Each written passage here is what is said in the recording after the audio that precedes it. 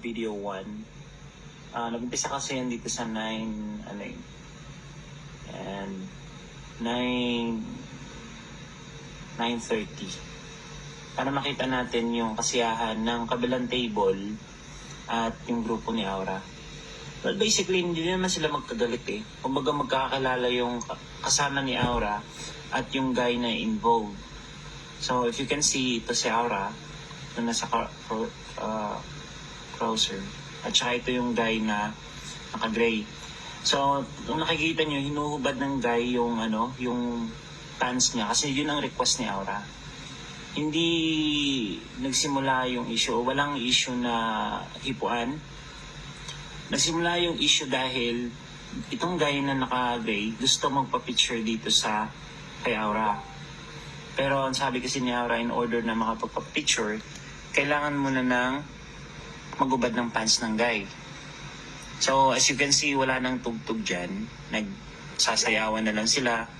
Nagkakatuwaan na lang dito sa video 1 na na footage. So ayan, tingnan nyo na mangyayari na kitang-kita dito sa video na magkakaibigan yung grupo ni Aura at saka itong guy na naka-gray, naka-yellow at saka naka-black. Ayan, ayan yung guy. Nagkakatuwaan sila dyan actually. Ayan. So, makikita sa video na pinapababa na ni Aura yung mga kasama niya. Kasi nga, para matupad yung dare niya dito sa guy na kulay gray. Yan mo, nakikita dyan kasi nung during party, nagkakasiyahan yan sila. Yan, magkakakalala yan, no? Kasama ni Aura yan yung guy na naka-white. Yan, magkakasama yan. Ayan. Wala, okay yung pag-alis ng mga girls. Wala talagang issues. Yan. Pinababa ni Aura lahat ng kasama niya. And tingnan mo si Aura nag-stay dito kasi nga hinahamon niya tong guy. Yan. Pinababa niya lahat. Inaaya na siya ng kasama niya na naka-sando pero ayaw niyang bumaba. Ang rason kung bakit ayaw niyang bumaba is meron siyang dare dito sa lalaki na para mapagbigyan mo pa picture, kailangan mo ba rin yung pants. Ayan. So, nagsimula sa mas maganda sa 9 up until dito sa oras na. Yan. Nilapitan ng guy yung si Aura. Kaso nga lang, ang sabi ni Aura dito, na may siya, na babad trip na siya kasi hindi pa naghubad ng pants yung guy. Actually, lahat ng kasama dito, pinababa na. Yung kung napapansin nyo, and magkakasama yan sila. 5 yan sila ng grupo. Ayun, pinasara ni Aura yung pinto. Ayaw niyang paalisin itong grupo na to hanggat hindi naghuhubad ng pants tong guy. Ayan. And nagkakaasaran pa yan sila dyan. Actually, biruan lang yun eh. Kaso nga lang sineryoso ni Aura. Kasi yun yung dare niya dun sa guy. Ayan. As you can see, dyan na nagkaroon ng confrontation. Ito sila banda. Yan, ito banda yan. Yan, dyan na yung parang gusto niya pahubarin. Ang problema, hindi inubad ng guy. Ang ginawa is, instead na yung short, yung t-shirt yung hinubad. Makikita naman dyan eh. Na t-shirt yung hinubad. Ayan. Nakahubad na yung guy dyan. Ayan, nakahubad na. Kung napapansin, tinutulak ni Aura. Ayan, nakahubad na. Ngayon, yung bouncer namin, since bawal maghubad sa loob, sisitahin niya tong guy. Ayan, sisitahin niya yung guy. Ayan. Para may better picture tayo, punta tayo ng video 2. Babalik lang tayo dito sa video 1 mamaya. Punta tayo sa video 2. Para makita natin yung pinaka close up sa pangyayari na yun. Doon na tayo sa nagubad na yung guy, no? Forward natin dito. Forward natin kung saan na yung kubad yung guy. Yan, pinapababa lahat ng yun.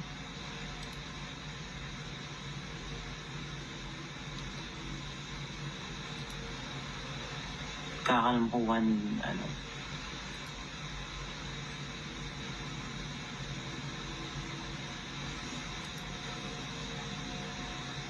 pinakabad ng, ayan, actually okay sila ni Aura at saka yung guy.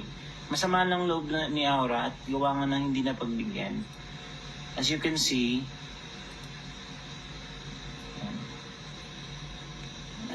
nag-uusap sila dyan. May nag-holding hands pa nga sila eh. Sana yung footage na yan. Eh, nakalabas na yung mga kasama niya eh.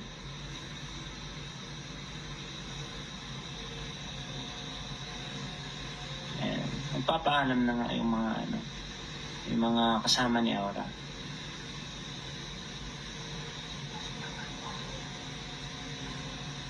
Ayan, nilapitan niya, inakbayan niya. Ayaw magpakbay ni Aura. Kasi, actually, nung during party, masaya naman sila eh. Gusto niya lang talagang pahubarin yung guy. Kasi ayaw ng guy. Ayan. Masaya pa sila, nakangiti pa nga si Aura. Ayan. Ayan, pinasara niya yung pinto. Ayan. Okay nga sila eh. Pa nga sila. Nag-holdingas pa nga sila. Nagkukulitan lang yan sila.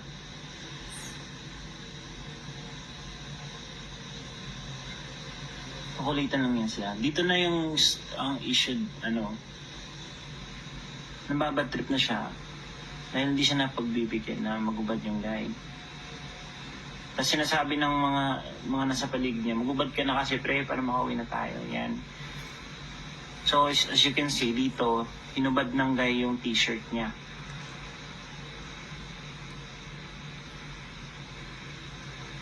Tingnan nyo. Hinubad ng guy yung t-shirt niya. Ang gusto niya mangyari is subarin yung short. Kaso nga lang t-shirt lang yung hinubad. Tutulak niya yan. Yan. So, yan. Tingnan nyo. Nakahubad yung guy. Ang gusto kasi ni Aura is yung pantalon.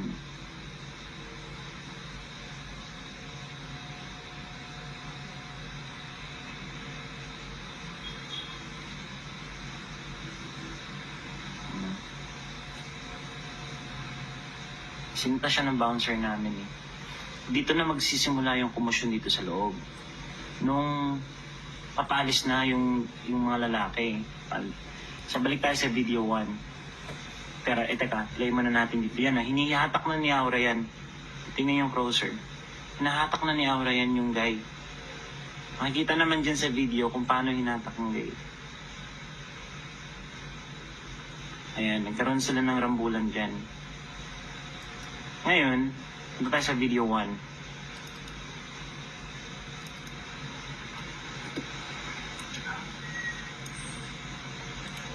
Tingnan natin si video 1. Punta tayo dun sa hinatak na nag-base na yung lalaki.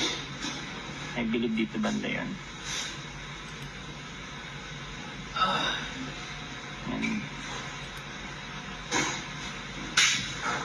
Ayan.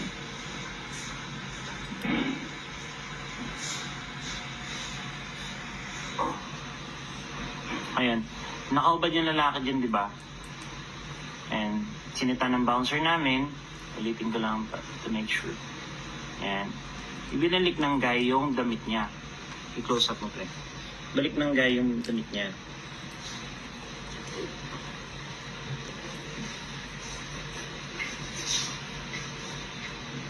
Ayan. Nung pagbalik ng guy ng damit niya, palabas na sana siya. Ang problema, hinahatak siya ni Aura dito.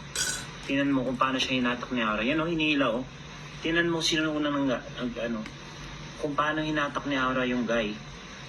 Ayan. Ayan. Natumba pa sila. Sobrang punit nga yung damit ng guy.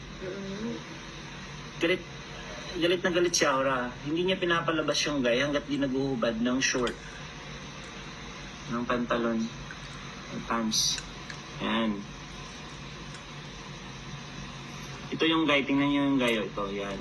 Sa habulin pa yan ni Aura para itulak, yan. Tingnan nyo, kung sino yung unang nagalit. Sino unang naging physical, naging nag-aalboruto na si Aura yan. Yan. Inawat na siya ng bouncer namin eh.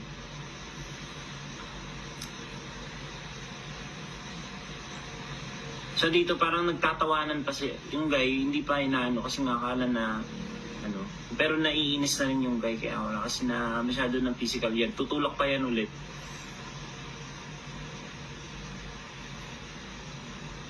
Yan. Focus mo dito. Yan.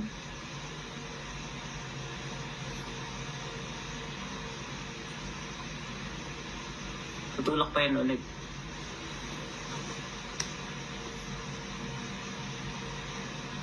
Gusto na umuwi ng guy. Actually, gusto nilang umiwas talaga.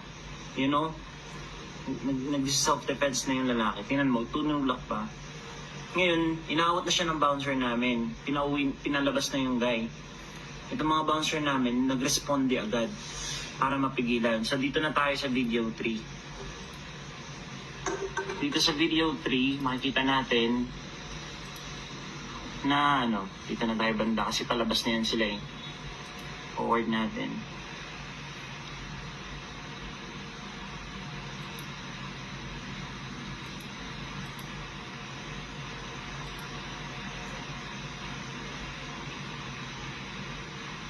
Yan yung mga nakalabas yung tropa eh, ni Aura. Yan yung pinasara yung pinto. Ito na yan.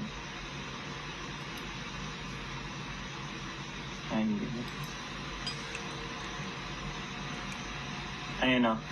Ito na yung parang nakalabas na yung guy, pinapalabas na ng bouncer namin. Yan, tinutulak ni Aura.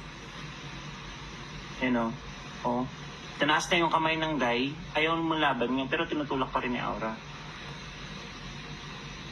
Walang hipuan na nangyari. Yan o, ng bouncer namin. Responde agad yung mga bouncer namin para awatin si Aura. Alam ng mga kaibigan ni Aura kung sino talaga yung may issue ng time na yan. Yan, tinutulak na ni Aura yung mga bouncer namin at dali-dali na umalis yung guy. Nakikita yan dito sa video 4. Dito sa video 4, makikita mo kung gaano ka-aggressive si Aura sa part na to. Na ayan. As you can see, bumaba yung dito, backward pa natin yung bumaba yung guy. Ayan. As you can see, bababa yung guy dito. Galing yun sa taas kanina nung pinulak siya. Tapos tinaas siya yung kamay. Ayan. Tumakbo pa yung guy dyan. Ayan si Aura. Ayaw talaga magpaawat. Tingnan niyo yung yung mga bouncer namin todo responde yan para maiwasan yung gulo. Ang problema yan. Kung hindi siya pinigilan, laglag siya dyan. Gusto talagang saktan yung lalaki dahil hindi siya napagbigyan. Yan, tingnan mo. Tingnan mo. Ilang bouncer yan? 2, 3. Para maiwasan lang yulo. Ang problema nga lang, ang dami ng kasama ni Aura, 24 na katao yung kasama ni Aura. Siyempre, pagka sinimulan ni Aura yun, pati yung mga kasama niya, din talaga. Ayan o. Muntik pa siya malaglag dyan pero nawakan siya ng bouncer namin. Pinipigilan siya ng mga kasama dyan pero ayaw mag-awat. So, titingnan natin dito sa bandang entrance, makikita natin dito kung gaano ka-aggressive si Aura. Ito na yung video 5. Itong video 5, makikita natin dito na hindi lang to, glimpse lang to na parang napalabas na. Ayan, ito. Makikita dito na rumesponde agad yung mga kasama ni Aura nung bumaba yun. Yan yung guy bumaba. Ayan. Bumaba yung guy actually. Kawawa nga yung guy kasi punit-punit yung damit.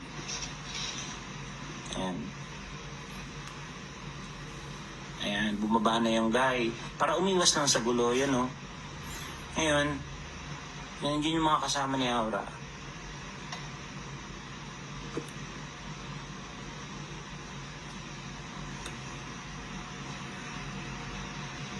Ayan. So, ang dami yung mga kasamang lalaki si Aura. Pati yung mga babae na nagsiunahan ng bumaba. Nagsiakyatan ulit yung may dalang rose.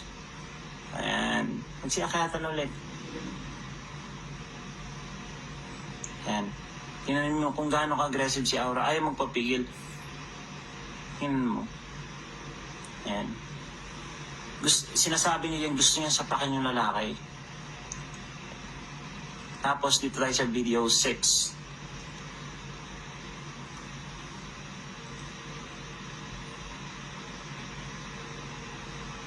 Balikan natin kung saan umalis yung ano namin. Ay, umalis yung ano, yung lalaki. And then,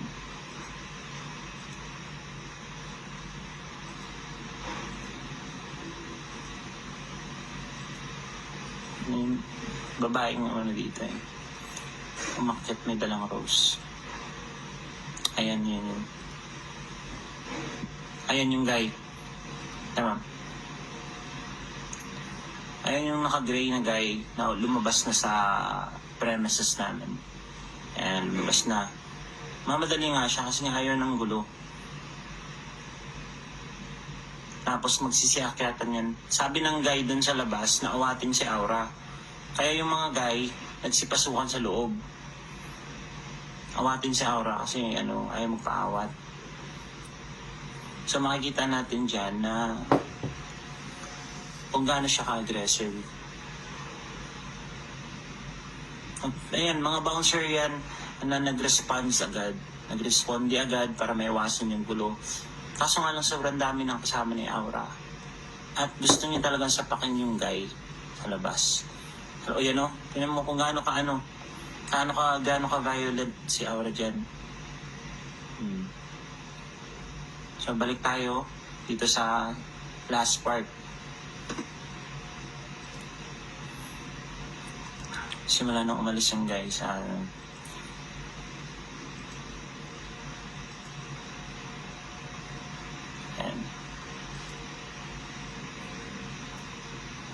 actually, hindi makikita yung guy dito. Dito dumaan sa ano eh. Nung umalis eh.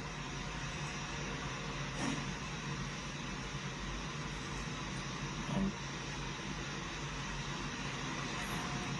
Mga 1:45 ata. Ayan o. Si Aura. Yan o. Ayun, di naman pigilan si Aura dyan. Doon na nagsimula yung gulo. Ngayon, yung guy gusto niyang suburin. At yung mga kasama ni Aura, wala na kaming footage dyan na further doon sa unahan. Pero gusto ni Aura sapakin yung guy.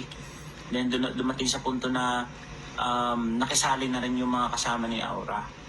So basically, wala talagang hipuan na nangyari. Kasi kapag dating sa hipuan, masyado kaming sensitive dyan.